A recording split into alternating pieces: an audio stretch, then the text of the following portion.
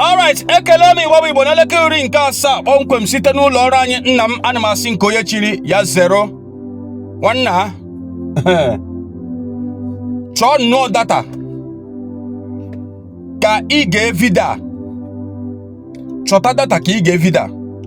I want you to listen the great prophet of our time. Tọọ ntị na vida ka ị gere ihe Maazị Nnamdi Kanu kwuru. Ịghọtago gbasara ndị Fulani herdsmen n'obodo Nigeria. Nwanna watch a video. Ethnicity is irrelevant. What matters is the policies being pursued by any specific or particular government or regime, not where they come from. When people tell you nonsense about it is our turn, why don't we wait till 2023, they are only deceiving you. And if you allow yourselves to be deceived, things can only get worse. Fulani terrorists will take over your land. Time and time again, I have warned you on this very matter, but some of you never ever listened. I told our Yoruba friends that this thing you're supporting, this very evil government you're supporting, when they tagged IPOB a terrorist group, you supported them. You are going to pay a very heavy price for it. Had the Yoruba journalist stood up and said, IPOB did nothing wrong, you cannot tag them a terrorist group, believe you me, by today, you will not have Fulani people occupying Yoruba forests and farmlands. Because in this life, what goes around comes around. If you support evil today because you're benefiting, eventually that evil will overwhelm you. The same thing happened to APC, the same thing happened to Fulani Caliphate. They brought in terrorists from all across the Sahel. They brought them into Nigeria to try to force Jonathan out of office. Now Jonathan is out of office. They are now, of course, reaping what they sowed, all of them. I've seen tons of video recently that the Fulani are taking over the forest of the Yoruba people, let's say the Yorubas. The issue now is that what do you think that the Yorubas are mixing, or what do you think that Yoruba did wrong that makes these Fulani to take over their forest, and what should other states do to avoid these same occurrences in the future? That is the price you pay for duplicity. That is the price you pay for treachery. That is the price you will continue to pay until you rise up and say enough is enough. It is up to you to do it. You did it during NSAS. You can do it again. Can you imagine Fulani people telling you, if you remove Fulanis from Yoruba forests, imagine Fulani telling you, if you remove them from your ancestral lands, there will be war, and you are panicking. And you have not asked yourself, why are they not saying the same thing about the East? Why did they not say to Eastern Security Network? Why did they not say to me, if you don't stop evacuating Fulani terrorists from the forest, there will be war? Because they know, they understand psychologically that you don't have what it takes to resist them. Your lives are being taken away from you. Your forests are being occupied. Your mothers are being raped. Your daughters are being abducted. And the whole national government, presidency, is supporting such people. And you're telling me that Nigeria is viably sustainable. Is that what you're telling me? That somehow this contraption is sustainable, it is viable. It can never be. Because the more you stay in one Nigeria, the more you are inviting the Fulanis to take over your ancestral lands, to take over your villages, and to make life a misery for you. That is the end game. That is the outcome. If you doubt me, go and do a bit of research. Ask yourself, who are the Hausa people? Who are the Nupe people? Who are the Bachama people? All of these people were steamrolled by the Fulani march to the Atlantic Ocean. And now they're in Yoruba land. They're in their forests. They are in their forests. And who is going to drive them away from there? If not the Yoruba youths. Forget about your useless governors. Your elders are very strong. I love Yoruba elders. The way they behave, the way they talk. Very, very strong. They said they support Akeredolu. There's a governor from those states. They support him in what he's doing. People must come out to say that enough is enough. When you travel to the north, do you live in the forest in the north? The Igbo people in Sabongeri in Kanu, are they living in of course it's Hausa land, are they living in the forest? They came to the town, they work very hard, they build houses, they build mansions, they develop the entire place. Is that not what they do? What are Fulani people doing in our forest? Nobody can answer that question. They say that they're pastoralists. World aspiring to be a member of the UN Security Council, where you move cattle from place to place. Are you people well at all? You so-called Nigerians, are you normal in the brain? I'm asking you a simple question. Show me a country that aspires to be in the 21st century, moving cattle from place to place, telling me they're grazing? Which country is that? Please tell me. All of you don't have any shame. When you have people, an entire presidency coming out to defend a very primitive, archaic agricultural practice, then you know you embrace serious mess. You are in one almighty trouble, I'm telling you. People are in a mess. The Holland that you get your pig milk from, do they move cattle from Rotterdam to Amsterdam? I'm asking you a simple question. But they produce the pig milk that you're drinking every blessed day. Why can't Fulani produce pig milk in Sokoto? Why can't they produce carnation milk in Kano? They have the cattle. Before the white man came, did you see any Fulani in your forest? All these people talking rubbish about movement of cattle and movement of... I'm asking you, before Britain came and handed over Nigeria to Fulani, ask your grandfathers, please, or your grandmothers. Ask them. Okay, what is the difference between the Amsas and the Fulani? Because everybody seems to see that all of them are Amsa, but the names Fulani came in not quite long ago. Like everybody knows that Fulani actually exists, but not in Nigeria. So now it seems to be more confusing. What is the difference between these two people, Amsas and Fulani, or Amsa Fulani? Centuries ago, you have to go back to history to understand how Nigeria came into existence. Fulani has been expanding from day one, from Senegambia. All the way from Senegambia, they've been expanding, and now they are in Okigwe. All the way from Senegambia, they are now in Okigwe. You are setting up yourself to become like the Hausa people. Remember when Hausa was supporting Fulani? We are Hausa Fulani, we are Hausa Fulani. Where are the Hausa people today? I ask you. Where are those Hausa people today? Do you see them anymore? They're saying we are Hausa Fulani, we are Hausa Fulani. Do you see them again today? Do you see them? I'm asking you. No, because Fulani have completely overwhelmed them. It's called emasculation. Completely emasculated them. Than what is happening right now. I ask you, what is happening now? Fulani have now come out to tell you we are Fulani people. Is that not what they are saying now? They are not telling you we are Fulani. No more Hausa Fulani. What does that tell you? That the Hausa race no longer exists. Do you want the same thing to happen to you? Hausa is gone. It took Fulani very many years before they came out of their shell. Remember before, many years ago, they told you we are Hausa Fulani.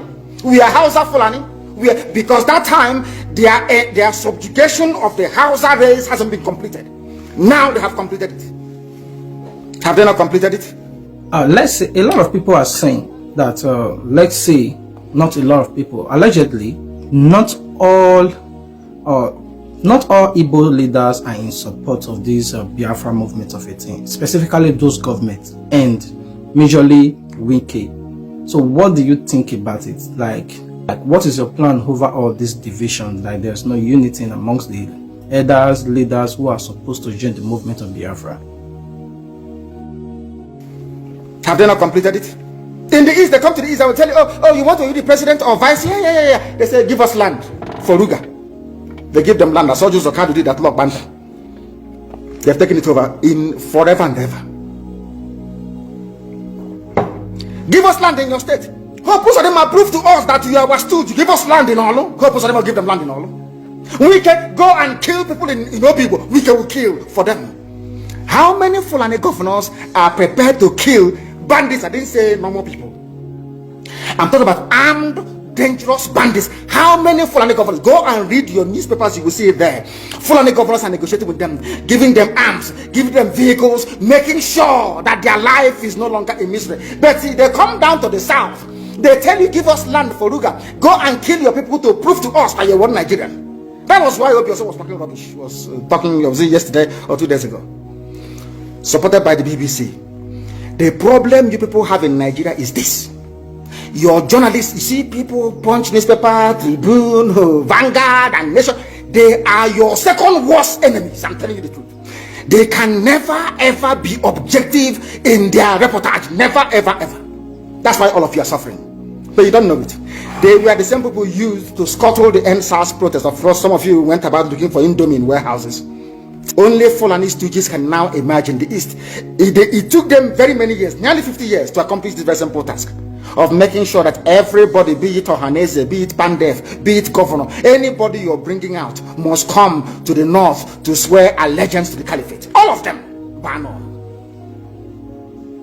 Is there any political godfather in the east?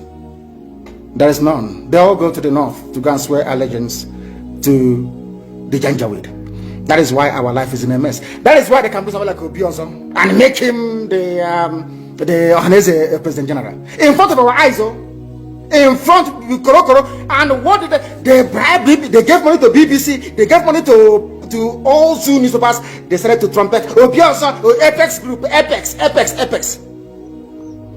You saw them holding their meeting under a canopy. A ton without shame. A whole Ohanese. Under sand, ton canopy. Maybe you saw it. Disgraceful and shameful. Talking rubbish. The man looks like a Janjaweed anyway. Talking nonsense. These are people they have prepared for you to sell you down the drain. By the time the Fulanis are done with you, believe you me, if you don't rise up now to fight for your freedom, by the time Fulanis are done with you, you'll be more useless than a Hausa peasant doing Babiyala somewhere in Zaria. Okay. In 2014, 2015, 2016, they said he's a warmonger. He's a warmongering. I went to America and I told World Igbo Congress that this war you are avoiding is going to come to your villages. They said, no, it's not going to happen. What is happening today? When Yoruba was supporting the dead idiot called Buhari, did I not warn them that this evil you're supporting will consume you? They never listened. They never wanted to listen. IPOB is a terrorist group. You're trying to divide Nigeria. But Mietiala is not. People that you are calling bandits, have you heard anybody come out to say, please Buhari, since presidency is there defending terrorists in the forest, why don't you proscribe them? No, you cannot proscribe a Fulani group. Never. And all of you, we are supporting evil. When there is the proscribed IPOB, proscribed indigenous people of Biafra. These are Yoruba journalists writing junk. Every day they keep writing rubbish. But their land is under siege. In order to ensure that they get into you, they subjugate you. Look at Yoruba land, Ilorin. Yoruba, how did you lose Ilorin? You lost Ilorin because somebody thought or felt that by aligning himself with what he felt was a superior Fulani force, he can defeat his own people. Afonja, what happened? As a result of that miscalculation, the great Yoruba race lost Ilorin to Fulani Caliphate. That is why in Ilorin you have an emir of Ilorin, not an Oba of Ilorin, answerable to Sokoto. That is where Lai Muhammad comes from. You can see them. Sokoto slaves in Yoruba land. When I say that it's not religion, it has nothing to do with religion. Unless you prefer epileptic power supply, unless you prepare to live your whole life without running water, unless you want to live in abject poverty and deprivation, your only alternative is a revolution. Let nobody discourage you. All the countries of the world doing very, very well, they all went through a revolution. You must go through it. If you don't go through it, you can never ever survive as a people. Fulani will take you over. As simple as that.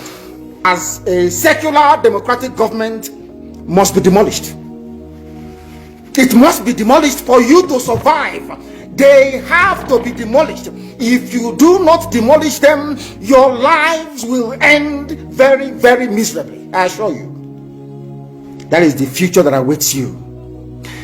Now, our people must understand this very clearly, especially my Yoruba brothers and sisters. It is about time you stop supporting evil. That evil is in Asorok. That evil is a gang of reprobates calling themselves presidency. The more you keep on supporting evil in the zoo, the more your land will be taken from you. The more your daughters will be raped and abducted, the more your sons will be slaughtered in cold blood. And under one Nigeria, there is nothing you can do about it. Absolutely nothing. Because one idiot that they groomed will rise up and say to you, oh no, it's one Nigeria, there is crime everywhere. Haven't you heard about Zamfara? Haven't you heard about Katsina? There is crime everywhere. That is not the case. The crimes you have in the north, the insecurity you have in the north is as a direct consequence of their own action. we must rise up and say that enough is enough. But there must be no criminality. Once you allow criminality to come in, then you have failed woefully. You have failed woefully. And let me also warn once again, there is no Biafran army. DSS can go and create whatever group they like, give them guns and all of that rubbish in order to justify an attack against ESN. But we are letting the whole world know that we have not floated any Biafran army. There is none. Anything you see is the handiwork of DSS. Quickly before we go, I wanted to clear this part. You know, you seem to be very sure that President Muhammadu Buhari is dead. And recently, everybody saw the video of him and trying to fly pigeon in the Armed Forces Remembrance Day. But which also draw people more attention to believe that Buhari is much more alive. But I wanted to clear this part. How sure are you that the person in the Aso Rock is a common person, is not President Muhammadu Buhari that every Nigerian voted for? So what is your part about this? Because in most of your videos, you seem to be very sure and you keep on repeating it. So I want you to tell us more about how sure are you? All of you know this. Everybody understands this very fact that Buhari is no more. You know that Buhari is dead. Everybody knows. But those still perpetuating this very myth that Buhari is alive are those pinning their hopes on 2023. So this is a collection of odd bedfellows. These are people who are determined by every means available to cling on to power, to continue to impoverish you, to continue to allow terrorists from all across the Sahel to occupy your farmlands and your forests. They rape your mothers, they abduct your sisters, they kill your traditional rulers, they kill the daughters of your prominent men, and you do nothing about it, because their only consideration is to keep you focused on this very elusive better Nigeria to come. You and I know that Nigeria can never ever be better.